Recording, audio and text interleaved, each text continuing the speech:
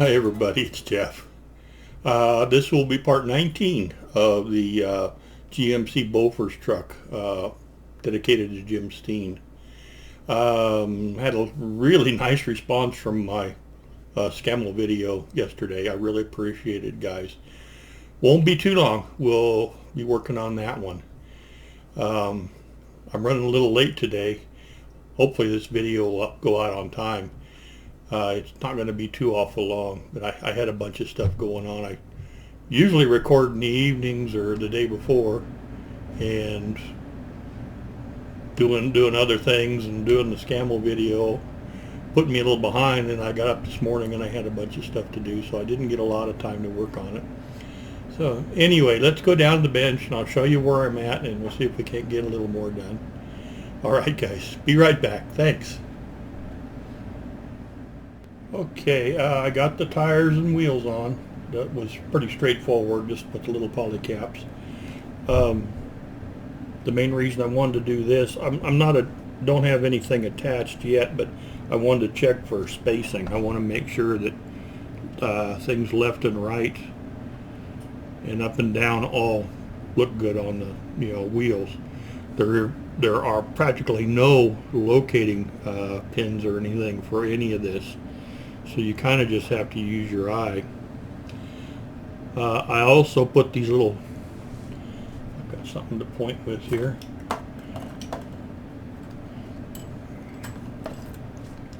I put these little hooks on here on both sides. Should have done that earlier, but let me see if I can get this to work. And do a little manual focusing. Yeah, maybe the autofocus is better. I don't know. Anyway, I put these little hooks on, and of course we painted the headlights, which I got to put the glass in them. I still need to paint the lenses in the tail lights. That'll be coming real soon. I have a little short list of things that still need to be done. I painted up the gas cans. It'll go under here, so those are all done. I had some the little locks for the barrel. There's one goes here and then two on the side. Here's all three of them here. Okay, I painted those up. There's ejector pin marks on the insides of these, so make sure you scrape them off before you put them on, or I'm not sure if that'll actually sit where it's supposed to. I wish I could get that to focus better. Well, let's go back to the overhead.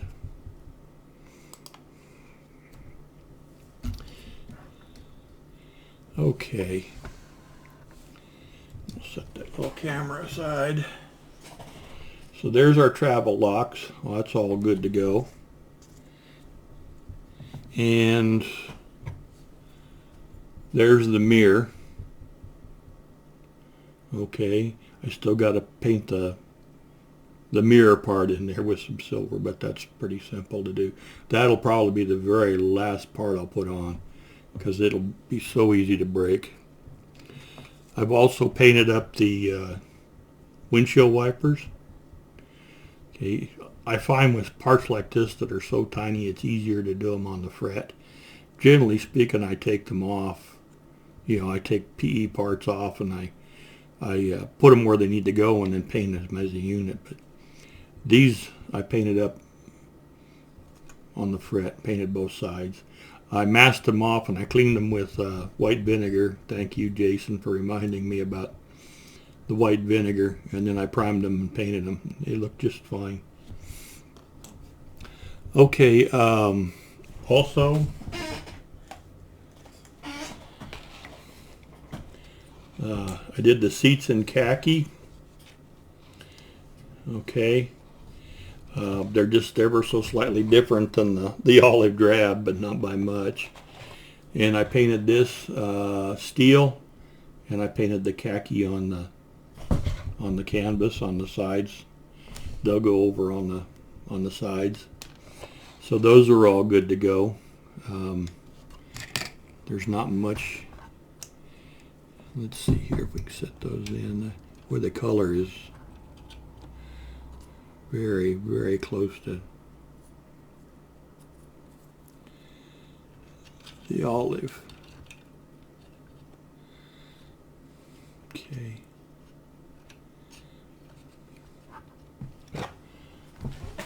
Those are not exactly in there where they go, but it gives you an idea. Okay. Then I've got to put the steering wheel on. It's already painted black. So that stuff is all good to go. Get this out of the way here. I actually, I threw the sprues away today. So I've taken the last few pieces off and they're painted. I have one other little paint project. I have to paint the brass on the ammunition. And I'll do that here in just a little while. Get this stuff off of the way. Here's the seats for the Bofors guns. Here's all the parts that I had left over that I took off the sprues. I always save all my extra parts. So there's just a few little bits and pieces there that are extra.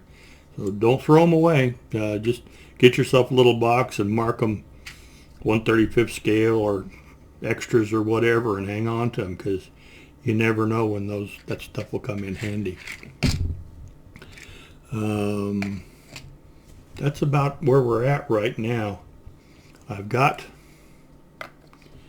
just don't want to run too late on time here. I've got some little bitty tiny photo etch to put on the Bofors gun. Some of it I'm not gonna do. It's just too tiny. There are one or two pieces that I probably will put on, but for right now I think I'm going to go ahead and build these guns up, or these seats up, and get those on. And then off camera I'll probably mess with that photo etch, because it is like pinhead size. Not something that I really want to do on camera. So let's go ahead and get these seats put together real quick. Shouldn't take too long. Oh, I know what's wrong. I'm working upside down. There we go. That's better. Okay. When I do my shot where I'm facing the camera, I have to have it right side up, and now actually we're upside down. But it's right side up on the screen for me. So I know it doesn't make sense, but that's okay.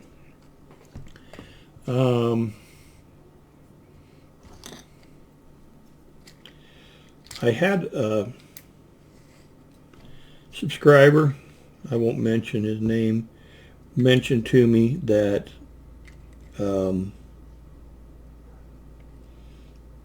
braided fishing line is a good alternative to cables for your models. There's some more little photo etch for the gun. And I looked a little bit online on Amazon, and I'm probably going to order some fishing line, braided fishing line. I'm just kind of trying to play around and see about what size might work best. Okay, here's little bitty parts. Let's see here. I'm using this to hold this here. So I'll take that off. Okay, we'll set that aside. But they make the fishing line in all different sizes.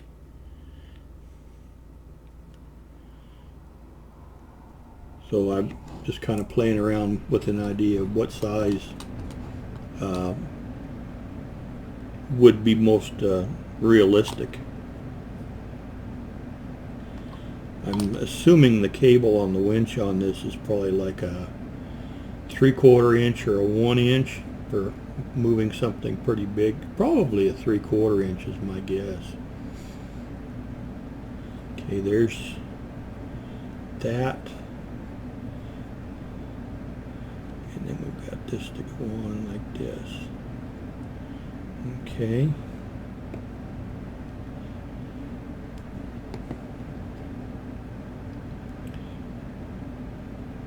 Okay, it's pretty simple.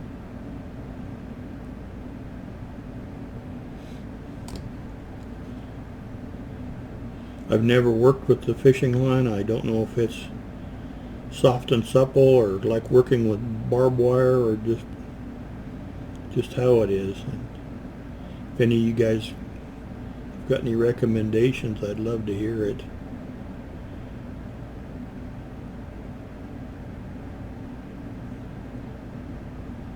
Okay. Hear them.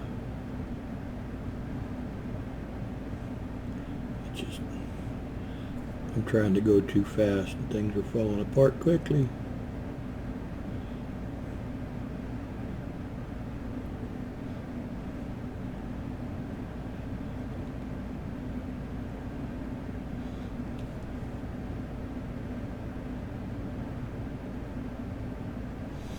Okay.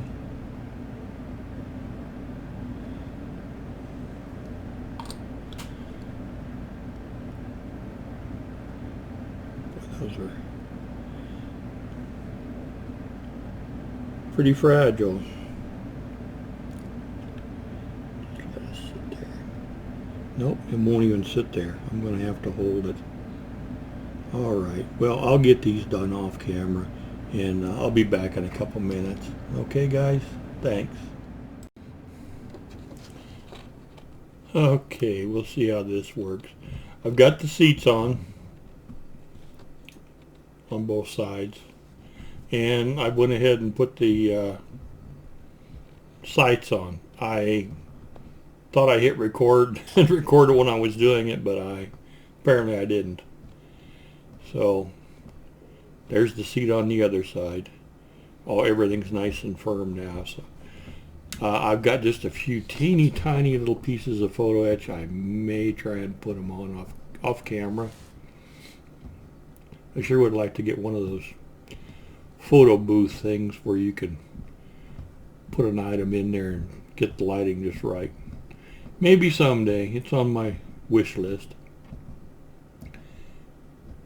Okay, I'll put up a few photos, but that's going to pretty well finish the gun. I might do a little of the photo etch, like I say, off camera, and then I'll get this thing primed up.